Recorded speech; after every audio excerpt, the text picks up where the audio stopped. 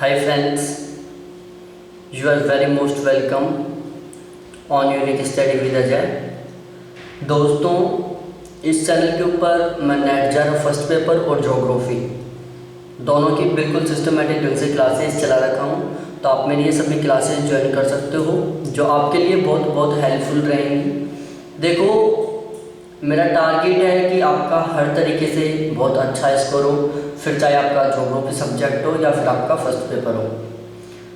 जब बहुत अच्छा स्कोर करना होता है तो हमें बहुत सारा कुछ इम्पोर्टेंट पढ़ना होता है और बहुत कुछ छोड़ना होता है।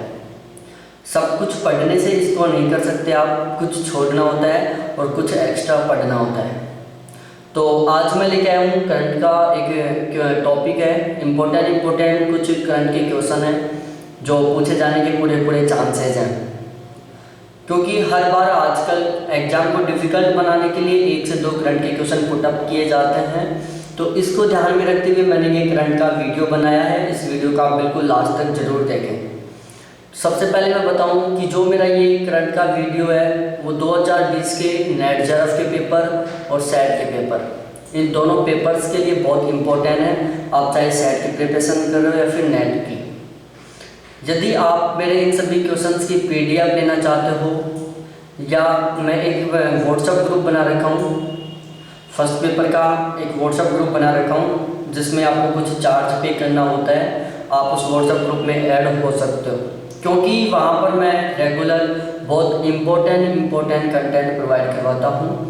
रेगुलर प्रैक्टिस क्वेश्चन डालता हूँ, उसमें डिस्कशन किया जाता है हर क्वेश्चन के ऊपर।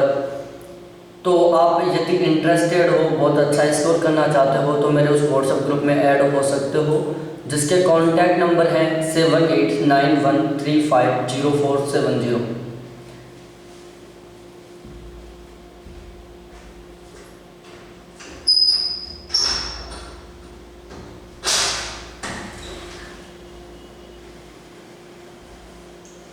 तो देखो, मैं करंट के अब तक टोटल 10 क्वेश्चन कंप्लीट करवा चुका हूँ।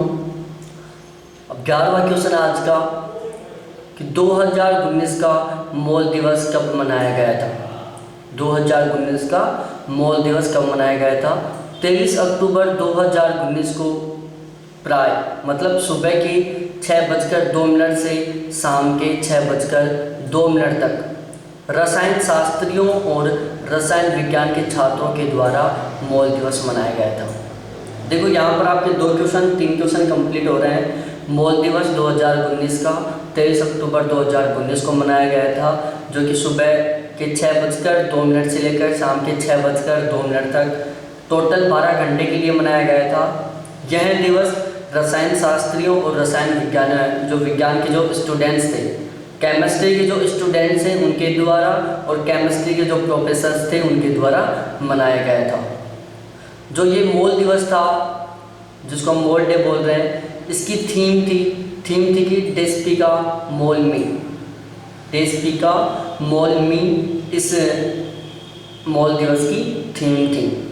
अब जो ये मॉल दिवस था वो स्टार्ट किया गया था, इसका एक मुख्य उद्देश्य था रसायन विज्ञान में रुचि को बढ़ावा देने के लिए शुरू किया गया था। जो ये मॉल दिवस था वो स्टूडेंट्स की जो केमिस्ट्री सब्जेक्ट होता है उसमें इंटरेस्ट को बढ़ावा देने के लिए शुरू किया गया था। उसके बाद नेक्स्ट क्वेश्चन है क्वेश्चन नंबर 12वां। 2020 का अंतर्राष्ट्रीय जैविक विविधता दिवस कब मनाया गया था? कि 2020 का अंतर्राष्ट्रीय जैविक विविधता दिवस कब मनाया गया था? 22 मई 2020 को। 22 मई 2020 को अंतर्राष्ट्रीय जैविक विविधता दिवस मनाया गया था। और जो ये दिवस था, इसकी थीम थी हमारे समाधान प्रकृति में है, कि हमारे जो समाधान वो प्रकृति में है।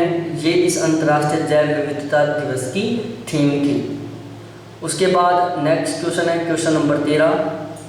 2020 को जैव विविधता के लिए सुपर ईयर कहा जाता है, कि जो 2020 है उसको जैव विविधता का सुपर ईयर बोला जाता है।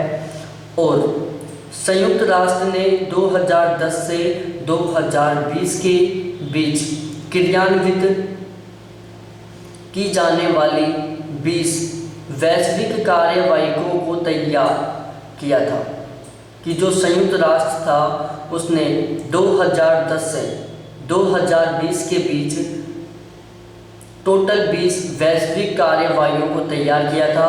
इसे जैव विविधता के लिए रणनीतिक योजना कहते हैं। क्या बोलते हैं? जैव विविधता के लिए रणनीतिक योजना बोलते हैं। इसमें टोटल 20 वैश्विक कार्यवाही थे। इसके अलावा ये 2010 से 2020 तक योजना चली थी। यहाँ से 2 क्वेश्चन बन रहे हैं कि जैव विविधता के लिए रणनीतिक योजना में कितने कार्यवाही तैयार किए गए थे? वो थे 20। इसका टाइमिंग क्या था? 2010 से 2020। उसके बाद नेक्स्ट क्वेश्चन है क्वेश्चन नंबर 14। 2 मार्च 2020 को केंद्र सरकार ने मध्य प्रदेश में राष्ट्रीय चंबल अभ्यारण्य को पारिस्थितिकी रूप से संवेदनशील क्षेत्र घोषित किया था।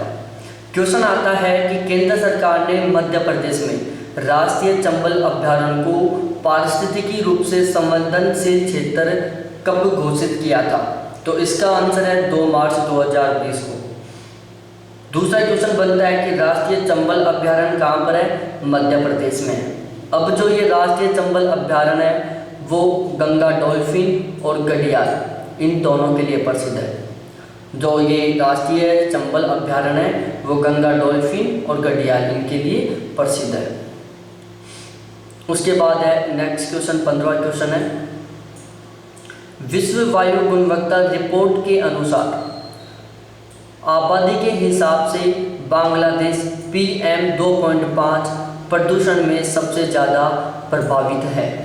कि यदि विश्व वायु गुणवत्ता रिपोर्ट के अनुसार देखा जाए आबादी के हिसाब से देखा जाए, किसके हिसाब से?